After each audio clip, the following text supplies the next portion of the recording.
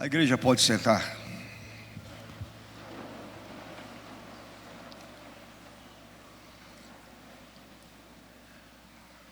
Volte seus olhos mais uma vez para a carta de Judas.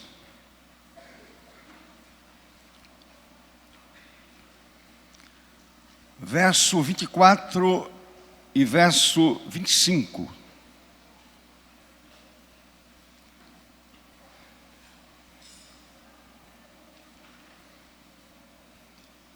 Antes da leitura da palavra, se há alguma pessoa que visita a nossa igreja hoje de manhã e ainda não é crente, eu aconselho a ouvir com atenção a palavra e entender que não há outro caminho para o céu. E o caminho é Jesus. Portanto, não brinque com a sua alma. Você que nos acompanha pela internet e ainda não é crente, abra sua alma, abra seu coração e receba Cristo como seu Senhor e Salvador.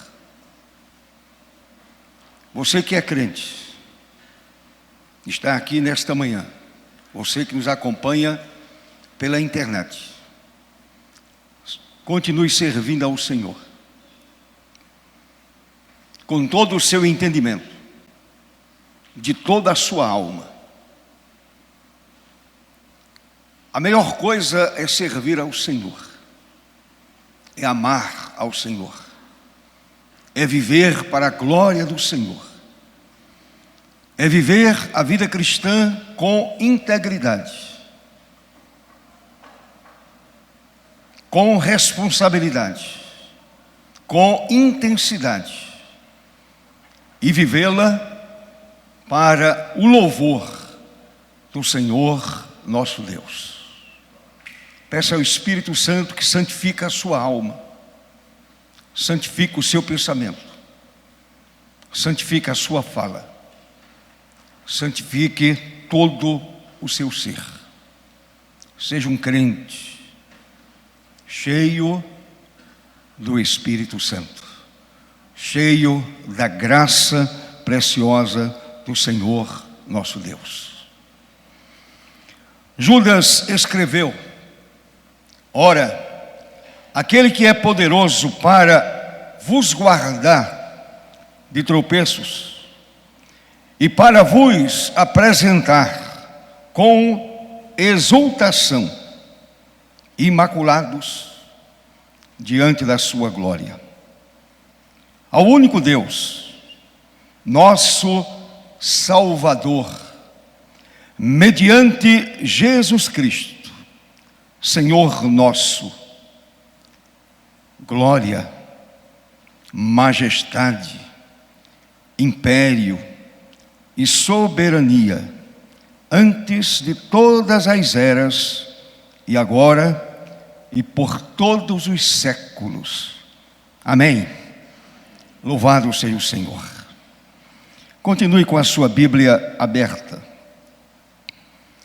na carta escrita por Judas. Feche os olhos e vamos pedir a iluminação do Santo Espírito. Amado Senhor, obrigado pela Tua palavra.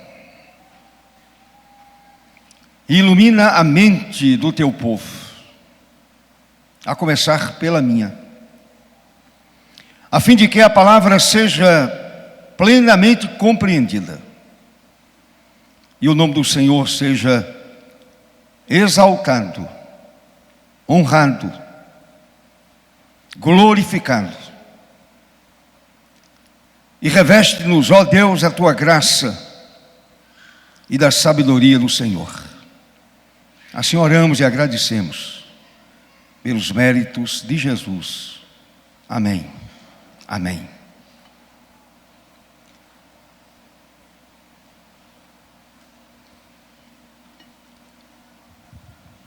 Meus irmãos, a epístola de Judas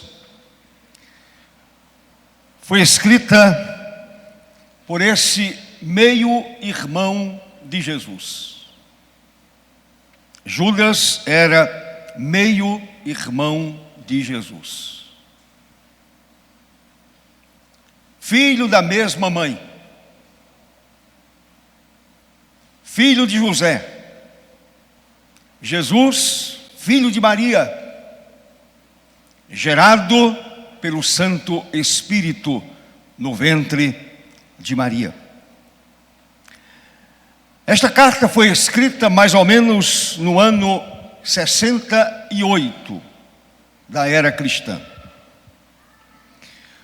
O Espírito Santo levou Judas a escrever esta carta de advertência, e é uma carta de advertência por conta da heresia do gnosticismo que se alastrava dentro da igreja da era apostólica.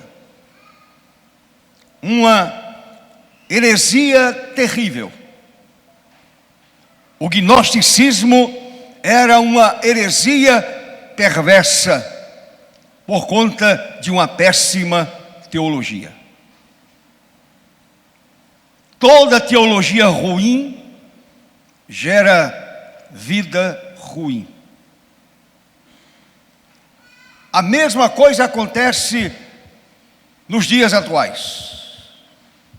Quanta teologia de péssima qualidade, gerando vidas também de péssima qualidade. E o gnosticismo influenciou algumas pessoas da igreja. O gnosticismo ensinava doutrinas completamente ilegítimas, espúrias, antibíblicas, mentirosas, com base, por exemplo, na dualidade grega. Portanto, uma heresia que estava perturbando a igreja da era apostólica. Por exemplo, o gnosticismo ensinava que a licenciosidade ou imoralidade deveria ser encorajada. Uma vida licenciosa, uma vida imoral deveria ser encorajada e aceita no meio cristão. Por quê? Por qual motivo? Qual era a ideia do gnosticismo a respeito do corpo humano? Para os gnósticos, o corpo físico era o princípio do mal no homem. A parte material do homem, o corpo físico era o princípio do mal no homem. Portanto, o corpo teria que ser abusado de todas as maneiras para libertar o espírito. Heresia brava, antibíblica, mentirosa, infernal. Até porque Paulo vai nos ensinar, vai nos dizer que o corpo e o corpo físico, Paulo pensa no corpo físico, o nosso corpo agora em Cristo Jesus é templo do Espírito Santo. Portanto, uma péssima teologia, herética, que violentava o corpo físico. Outro exemplo de uma péssima teologia, Os gnósticos negavam a expiação pelo sangue de Cristo. Os gnósticos eram também docéticos. E para o docetismo, o docético cria que o Espírito Cristo possuiu o corpo humano de Jesus de Nazaré. Quando de seu batismo, e o Espírito Cristo se afastou de Jesus de Nazaré no momento de sua morte, sendo ele, portanto, homem comum. Então sua morte não teve nenhum valor expiatório. Que heresia diabólica! O sacrifício do Calvário para o gnóstico não teve nenhum valor expiatório. O homem Jesus de Nazaré era um homem comum. Não era Deus feito carne. Outra doutrina dos gnosticistas. Eles negavam a imanência de Deus. Negavam a imanência do Senhor. Por quê? Porque eram deístas. Não teístas. Eram deístas. Eles criam que Deus era tão transcendental, que nada mais teria com a sua criação. Ele criou e ausentou-se. Eles não criam na imanência do Senhor, assim como nós cremos. Nós cremos, por exemplo, que o Senhor está aqui em nosso meio. É a imanência de Deus. Ele está no meio do seu povo. Portanto, para os gnósticos, a criação de Deus estava entregue às leis naturais, sem nenhuma intervenção divina. Nós cremos que o Senhor dirige todas as coisas. Ele é o Senhor de todas as coisas. Ele é o Senhor da história. Nada acontece sem o seu consentimento. Em quarto lugar, o gnóstico negava a salvação plena. Negava a salvação plena. Agora, observe bem. Os gnósticos dividiam os homens em três classes: os ílicos, ou terrenos, que estariam tão mergulhados na matéria que teriam que perecer ou desaparecer para sempre. Era a doutrina deles. Era o ensino dos gnósticos. Inclusive no seio da igreja cristã, perturbando a igreja de Cristo. Segunda classe, os chamados psíquicos. Estes seriam espirituais até certo ponto. Os psíquicos seriam espirituais até certo ponto, como os profetas do Velho Testamento, os quais poderiam receber, pasmem, uma forma secundária de salvação. Misericórdia. Que doutrina infernal.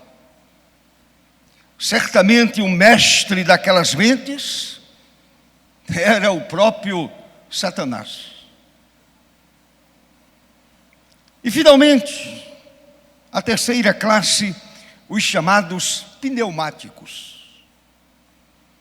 Isto é, os indivíduos totalmente espirituais, remidos através do conhecimento, não através da morte expiatória de Cristo Jesus, até porque aquela morte não expiava nenhum pecado.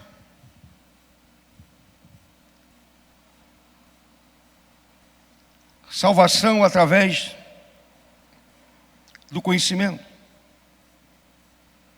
E, portanto, gnósticos. Termo que procede do vocábulo grego gnosis, conhecimento. Portanto, a salvação para o gnóstico, ela era alcançada mediante o conhecimento. Não confundir gnosticismo com agnosticismo. O agnóstico entende que Deus pode até existir, mas como a divindade não é provada pela razão, portanto, o agnóstico não acredita. Porém, se a razão provar que Deus existe, o agnóstico vai acreditar.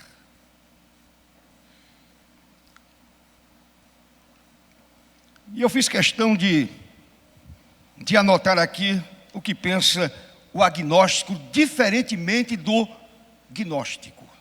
Eu estou falando do gnosticismo aqui na carta de Judas. Observe.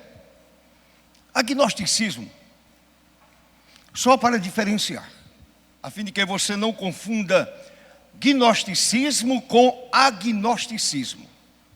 Observe. Agnosticismo é uma crença de que a capacidade humana é incapaz de saber se existe ou não a divindade. O homem é incapaz de saber se existe ou não a divindade. Pois, para o agnóstico, a divindade é muito além, ou está muito além da compreensão humana. Para uma pessoa agnóstica, é impossível, observe, é impossível saber se Deus existe ou não. É impossível saber, pois ele transcende a realidade lógica. Se transcende a realidade lógica, é impossível ao homem saber se Deus existe ou não, se a divindade existe ou não. Porém, se vier a ser provado que a divindade existe, essa pessoa agnóstica acreditará na divindade. Eu e vocês não precisamos disso. Pela graça de Deus, nascemos de novo e sabemos que Deus é o Senhor de todas as coisas. Amém, meus irmãos? Portanto, faça a diferença entre gnosticismo, assunto que Judas está tratando nesta carta, e não confunda com o agnosticismo, que não é fruto da nossa reflexão nesta manhã. Apenas um lembrete, a fim de que a igreja não confunda. Então vejam bem. Por conta dessa heresia gnóstica, Judas, primeiro, insiste que seus leitores sejam apologistas da fé cristã. Defendam a fé cristã. Sejam defensores da fé cristã. Fé que uma vez por todas foi entregue aos santos. Olhe para o verso 4. É exatamente isto que Judas vai nos dizer. Seja apologista. Defenda a fé cristã em qualquer circunstância da vida. mesmo que essa defesa custe a sua liberdade, custe a sua vida. Em segundo lugar, mostre que falsos mestres já estavam atuando naquela época. E os falsos mestres continuam atuando nos dias atuais. Os gnósticos eram falsos mestres. Mestres que ensinavam tantas heresias, tantas perversidades. Verso 4. Eu mencionei o verso 4 anteriormente, não é o verso de número 3. Quando a gente defende a fé cristã, verso 3 de Judas. Em terceiro lugar, ele diz que a igreja precisa ensinar com vivacidade que a apostasia conduz à vida no pecado. E Judas vai mostrar esta verdade a partir do verso 5 até o verso 19. E nós lemos no início do culto. Em casa, meu querido irmão, com um pouco mais de tempo, pense a respeito daquilo que Judas escreveu a partir do verso 5 até o verso 19. Ele fala sobre a história do povo de Israel tirado do Egito. Ele menciona a queda dos anjos. Ele menciona Sodoma e Gomorra. Ele menciona a revolta de Coré. Portanto, apostasia conduz à vida no pecado. Então, meus amados, este pano de fundo, rápido, até porque o tempo não dá, é necessário para compreendermos o sentido da doxologia, que aparece lá no final, versículo 24 e versículo 25. E os dois últimos versículos tratam da verdadeira adoração. A adoração a Cristo, a adoração ao Senhor Jesus, a adoração que os heréticos gnósticos desconheciam totalmente. Adorar a Jesus, amá-lo de todo o coração. Então vejam bem, depois de contemplar aquilo que estava acontecendo, e escrever sobre a apostasia de indivíduos que se diziam crentes, cristãos. Não eram ímpios, eram pessoas que se diziam, na verdade eram ímpios, dentro da igreja, perturbando o ambiente doutrinal da igreja, perturbando a ordem da igreja, perturbando a comunhão da igreja. Falsos crentes. Falsos crentes. Então Judas, finalizando esta breve carta, porém muito relevante, são apenas 25 versículos. Judas volta seus olhos para Deus, cheio de contentamento. Judas irrompe em louvores e ações de graças por toda a bondade e suficiência do Salvador Jesus. Sai de sua alma, de suas entranhas, cânticos de louvor a Deus.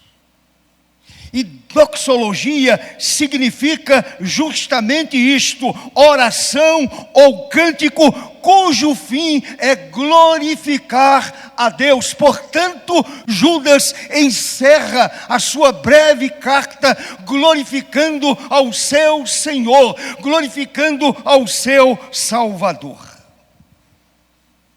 Agora é interessante que, além dessa doxologia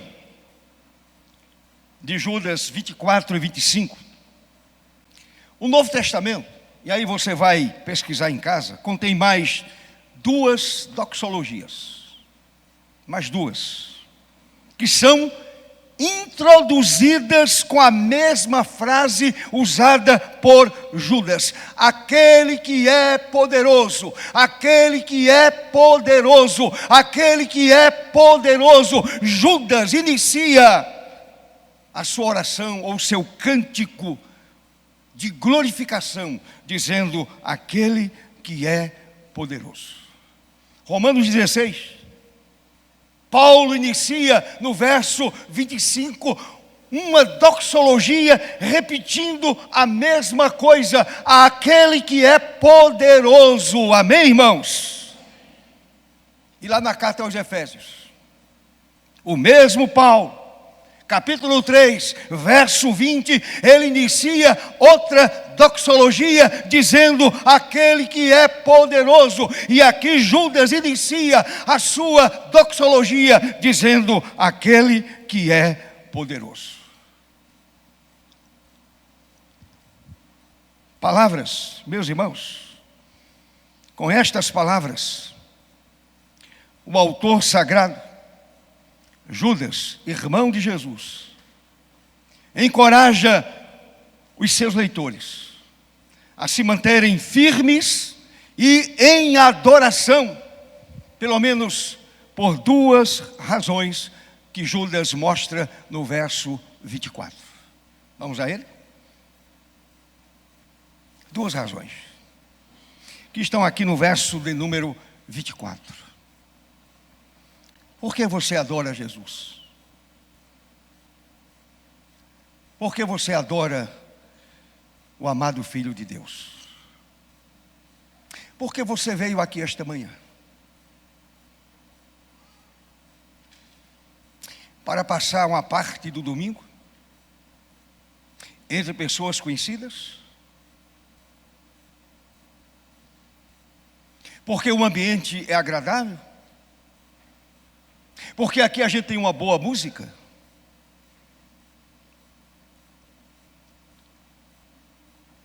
Porque aqui a gente goza de certa liberdade? Por que você veio aqui esta manhã? Porque não tinha para onde ir? Qual a motivação? Por que você saiu de casa hoje de manhã? Você poderia estar numa praia. O sol está aí, saiu. Alguns, evidentemente, estão fazendo. Outros estão trabalhando, suando. Outros estão em casa, encontrando qualquer desculpa para não estar aqui. Qualquer desculpa serve. Mas por que você veio aqui esta manhã?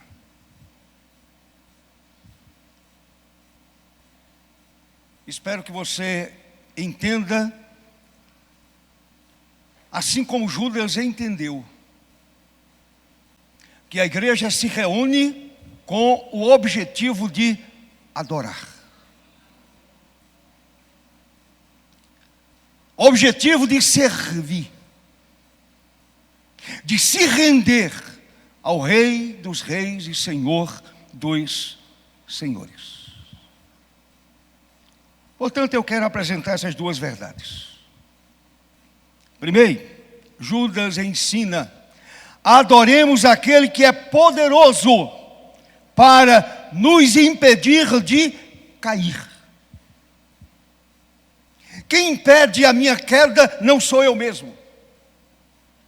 Quem impede a minha queda ou a minha apostasia é exatamente a presença do Senhor. É aquele que me guarda, que me impede de cair, que atua em meu favor. Judas inicia o penúltimo verso dizendo: aquele que é poderoso para vos guardar de tropeçar. Eu não posso guardar minha própria alma.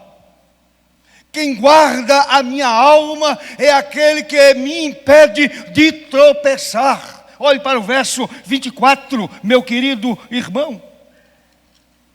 Olhe para o verso 24. Ora, há aquele que é poderoso para vos guardar de tropeços. Quem é o poderoso? É o seu conhecimento? Você não é agnóstico. Quem é o poderoso? É Jesus de Nazaré, aquele que na cruz deu a sua vida por mim e por você. É Ele que me impede de tropeçar. Louvado seja o seu nome para sempre. Amém, meus irmãos? De que o Senhor nos guarda? Como é esse guardar de Deus na minha vida e na sua vida? Meus irmãos, Deus nos guarda em segurança de algumas coisas, de algumas ciladas. Por exemplo, ciladas doutrinárias. Assim como aqueles crentes na época de Judas, eles estavam ouvindo aqueles gnósticos apresentando ciladas doutrinárias. Vivemos, meus irmãos, momentos complicados. Um momento histórico preocupante em razão dos desvios das doutrinas bíblicas e do esquecimento da recomendação da palavra de Deus. Aquele que escreveu a carta a Judas, ou melhor, a carta aos Hebreus, capítulo 13, verso 9, diz: não vos deixeis envolver por doutrinas várias e estranhas.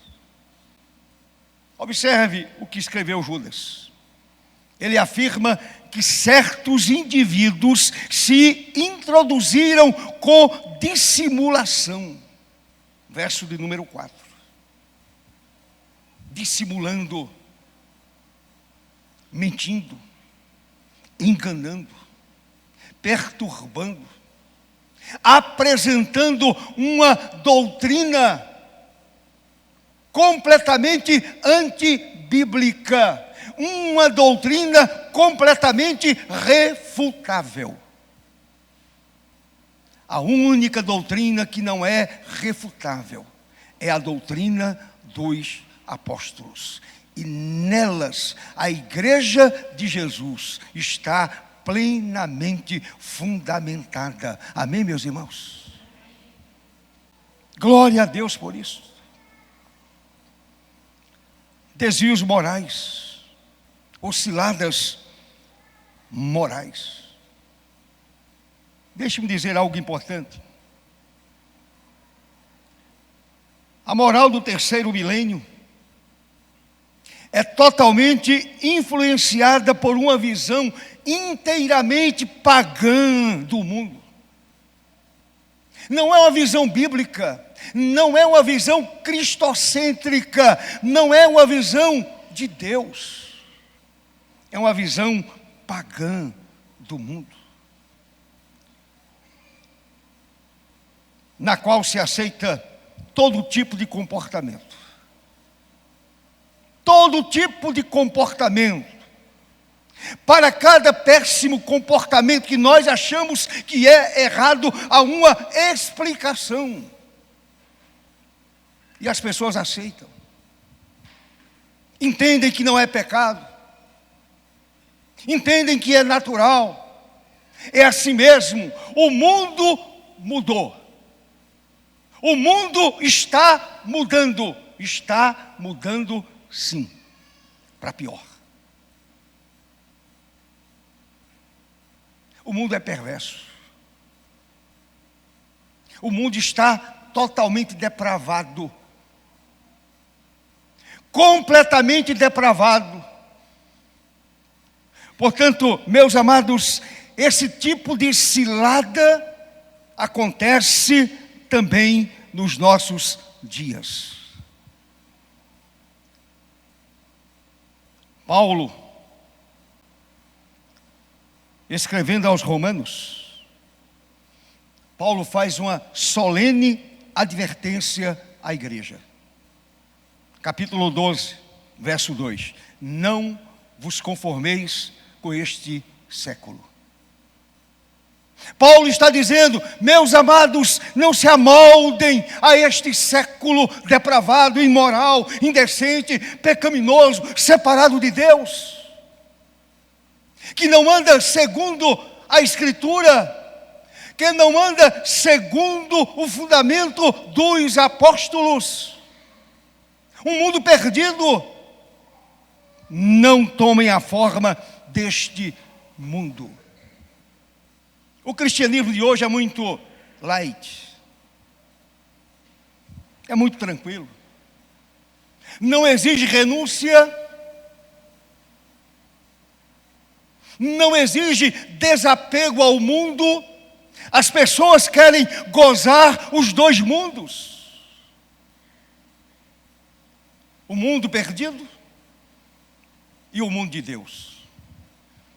E não pode. Não vos amoldeis a este mundo. Mas ainda, a gente pode falar de ciladas éticas.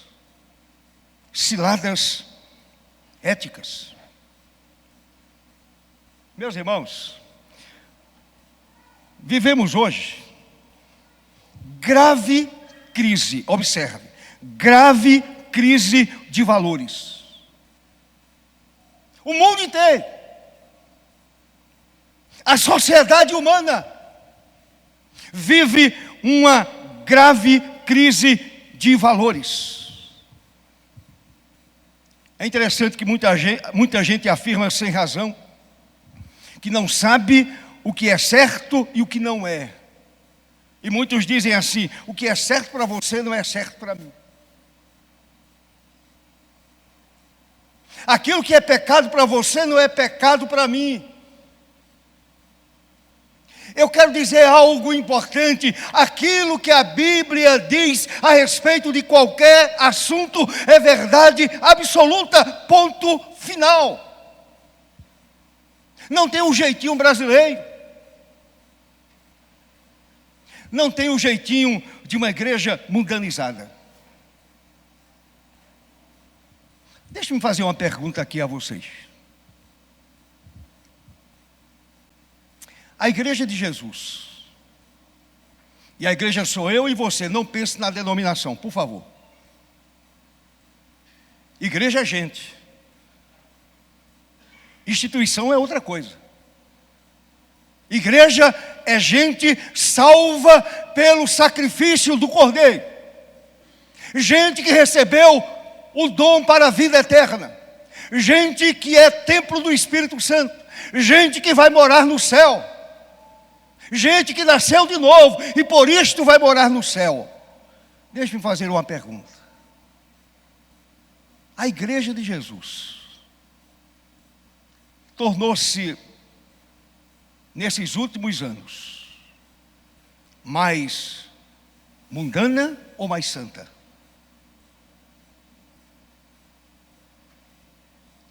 Se a igreja for mais santa, se a igreja pregar o evangelho com a vida e com a palavra, essa igreja será perseguida.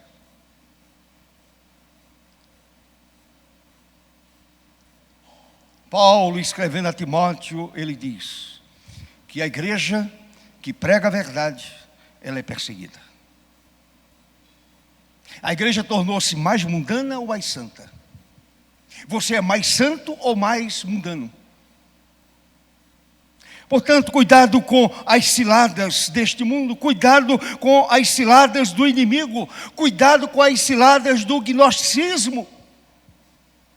Cuidado, meu querido irmão, em nome de Jesus.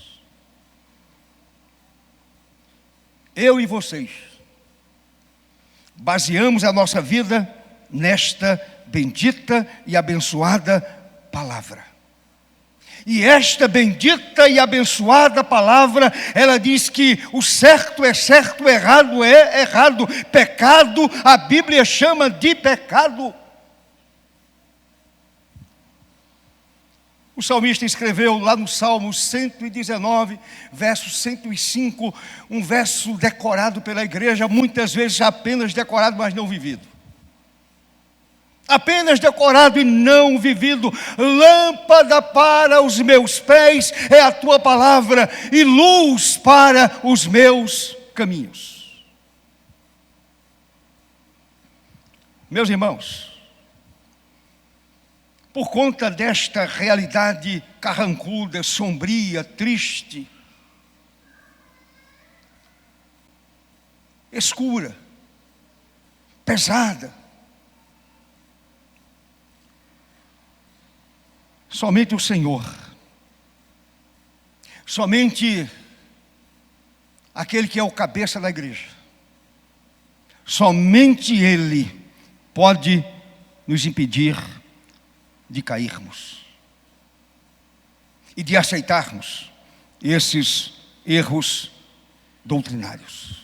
Porque Ele é poderoso para nos livrar de todos os tropeços. Somente Ele é poderoso para livrar e guardar a minha alma de tropeços. Louvado seja o seu nome. Portanto, entendemos que não podemos guardar a nós mesmos. E mais ainda, não existem normas ou regulamentos que nos impeçam de tropeçar. Portanto, adoremos aquele que é poderoso para nos guardar de tropeçar. Adore a Jesus, ame a Jesus, adore-o, adore-o, adore-o. Somente Ele é capaz de fazê-lo tropeçar em nome de Jesus. Não é seu conhecimento, meu irmão. Não é a sua capacidade. É Jesus. Somente Ele é capaz de nos impedir de tropeçarmos. Segunda coisa, para a gente caminhar para a conclusão. Adoremos e observe. O que Judas escreveu no verso 24 é algo glorioso, abençoador, desafiador. Adoremos aquele que é poderoso para nos apresentar imaculados diante da sua glória. Quem vai me apresentar diante da sua própria glória? O próprio Jesus.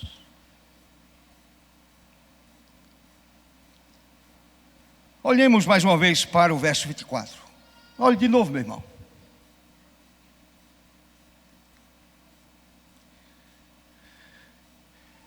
E encha a sua alma de gozo, de alegria, de prazer.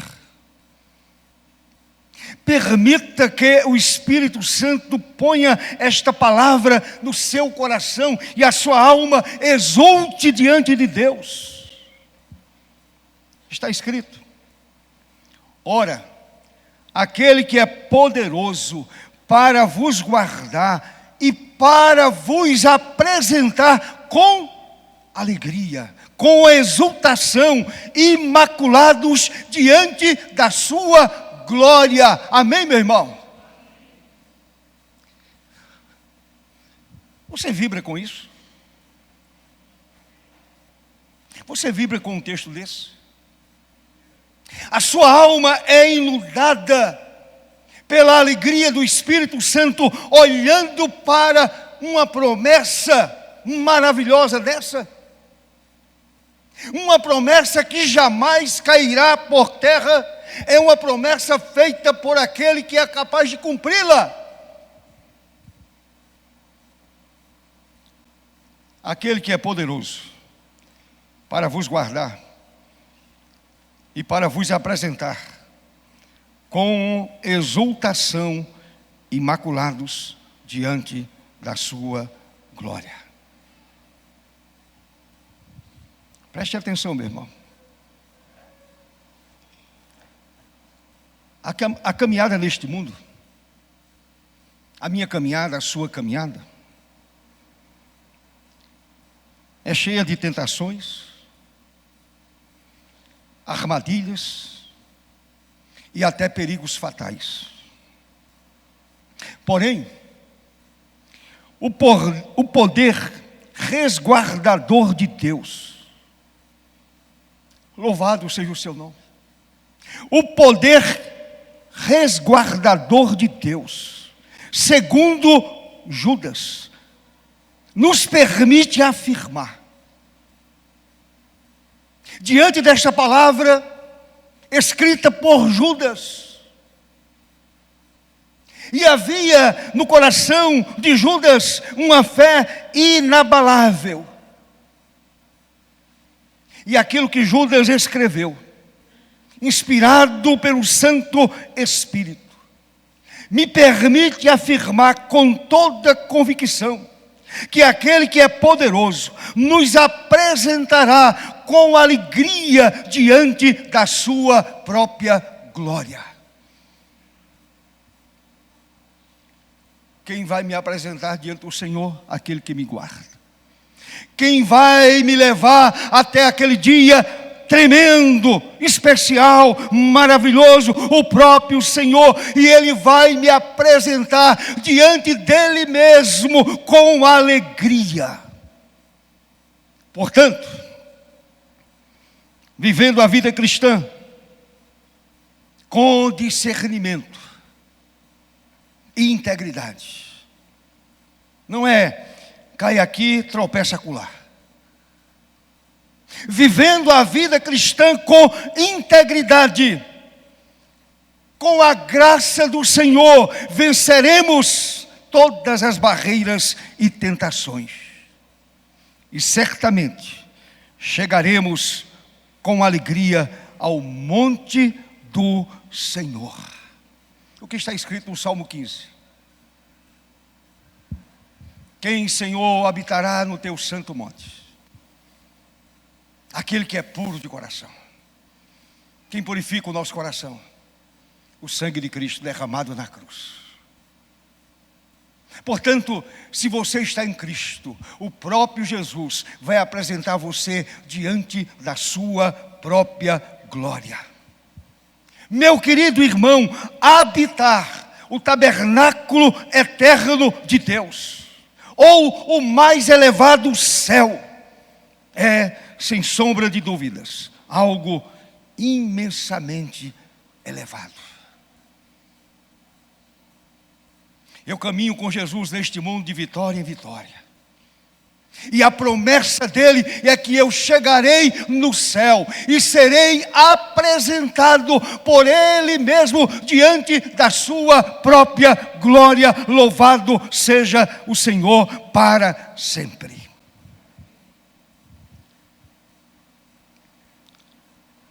A nossa glorificação, quando ele nos apresentar diante da sua própria glória. Observe, meu irmão, entenda, se alegre, seja edificado, seja abençoado, seja consolado, seja animado no Senhor. A nossa glorificação representa muito mais. Consistirá em sermos transformados segundo a gloriosa imagem de Cristo, a fim de que sejamos filhos tal como Jesus é o Filho de Deus, o unigênito Filho de Deus. Essa transformação nos conferirá exultação incomparável. Exultação incomparável. Meu querido irmão, servir a Jesus neste mundo já é uma glória infinda. Imagine você chegando diante da sua própria glória. Quer entender isso? Abra sua Bíblia em Romanos 8. Observe o que Paulo escreveu. Paulo escreveu: porquanto, Romanos 8, 29 e 30. Porquanto os que de antemão conheceu, também os predestinou para serem conformes à imagem de seu Filho, a fim de que ele seja o primogênito entre muitos irmãos. E aos que predestinou, a esses também chamou, no tempo, na história. E aos que chamou, a esses também justificou, mediante o sacrifício de Cristo. Ali ele pagou o meu escrito de dívida. E aos que justificou, que é um ato externo de Deus. E aos que justificou, a esses também glorificou. Amém, meu irmão? Que coisa maravilhosa. Na segunda carta de Pedro está escrito, segunda carta de Pedro, meu querido irmão, capítulo 1, diz assim: visto como, pelo seu divino poder, nos têm sido doadas todas as coisas que conduzem à vida e à piedade, pelo conhecimento completo daquele que nos chamou para a sua própria glória e virtude, pelas quais nos têm sido doadas as suas preciosas e muito grandes promessas, para que por elas vos torneis, observe, vos torneis coparticipantes da natureza divina, livrando-vos da corrupção das paixões que há no mundo.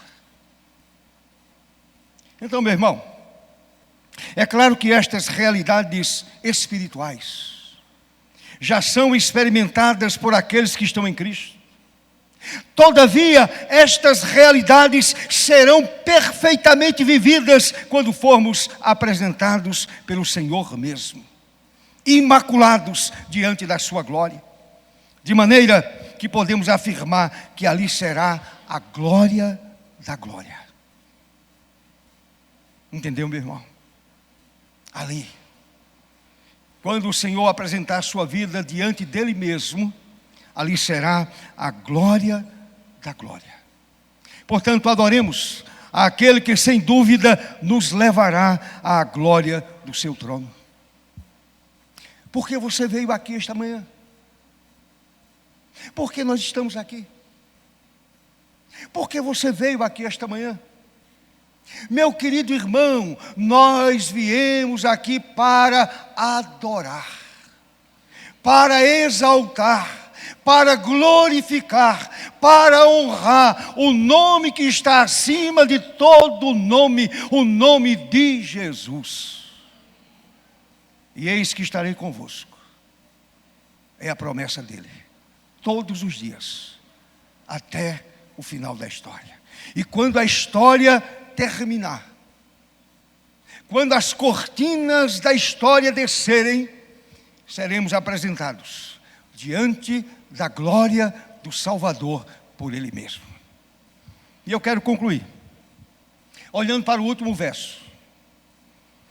No último verso, Judas ensina que devemos adorá-lo com as mais elevadas imputações de louvor. Somente o canto congregacional? Não, é o louvor que sai das entranhas. Somente na hora do culto, quando eu levanto a mão, nada contra. Quando eu aplaudo o Senhor, nada contra. Faz parte. Mas eu falo de algo mais profundo, que vem de dentro, que extravasa para fora. É aquela alegria de louvar a Deus com as mais elevadas imputações de louvor. Olhe para o verso 25. Olhe para o verso 25. Ao único Deus, nosso Salvador, mediante Jesus, Senhor nosso, glória, majestade, império e soberania, antes de todas as eras, e agora e por todos os séculos. Amém. Meu querido irmão, nesta explosão de adoração e louvor, algumas verdades saltam diante dos nossos olhos. Rapidamente. Primeiro,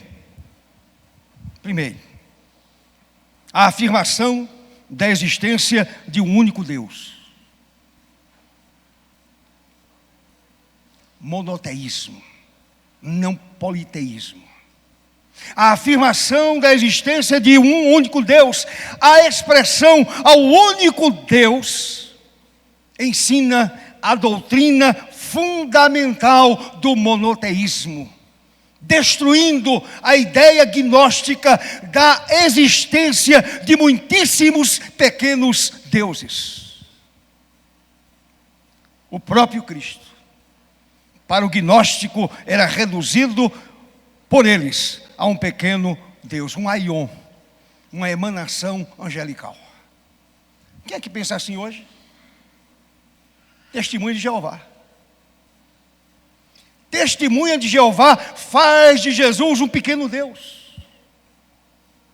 Para a testemunha de Jeová, Jesus não é o único Deus, Ele é filho do único Deus, no sentido de que Ele não é Yahvé. Isso é mentira, isso é ideia gnóstica. Portanto, testemunha de Jeová é politeísta.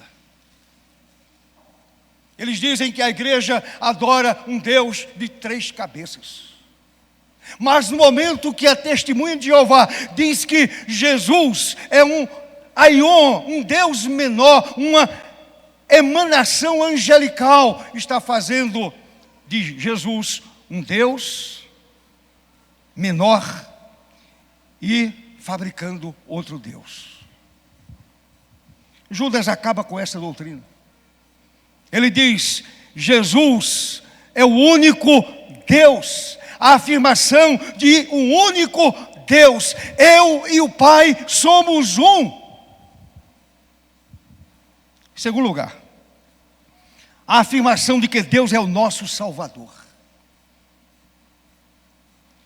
Ao único Deus, Judas 25, ao único Deus, nosso Salvador, que derruba outra heresia gnóstica, de que Deus é totalmente transcendental. Deus para nós é imanente, e nós cremos que Ele está aqui em nosso meio. Portanto, esta ideia de que Deus é tão transcendental que não pode entrar em contato com o mundo é mentira. O nosso Deus entra em contato com o mundo, objetivando abençoar os seus servos através do único mediador, Jesus Cristo, Senhor nosso. Fica claro, portanto, que a salvação é dom de Deus, mas a doação da mesma fé, do mesmo jeito, a doação da mesma, melhor dizendo, é feita por intermédio do Filho, por intermédio de Jesus, por intermédio daquele que morreu na cruz.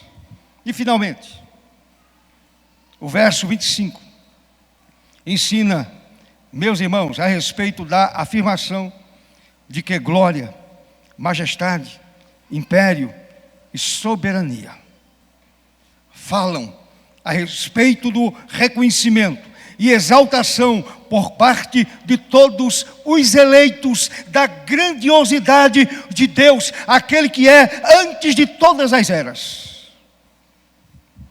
Portanto, Ele é antes de todos os eventos históricos, ou como chamam os estudiosos, antes da eternidade passada. Ele é, Ele continua sendo, e Ele continuará sendo. Ele é o ser supremo entre nós, e é o alvo de toda existência, e por todos os séculos. Isto significa que a interminável e ininterrupta sucessão de eras, a mesma glória, majestade, império e autoridade serão características de Deus, ontem, hoje e para todo o sempre. Amém, meu irmão? Glória, majestade, império e soberania. Características do ser de Deus. Características do ser de Jesus, que o acompanham no passado, hoje e para sempre. Portanto, adoremos e louvemos ao Senhor com sinceridade, integridade e fidelidade, porque somente Ele nos impede de cair e nos apresentará imaculados diante da sua glória. Amém, meu irmão?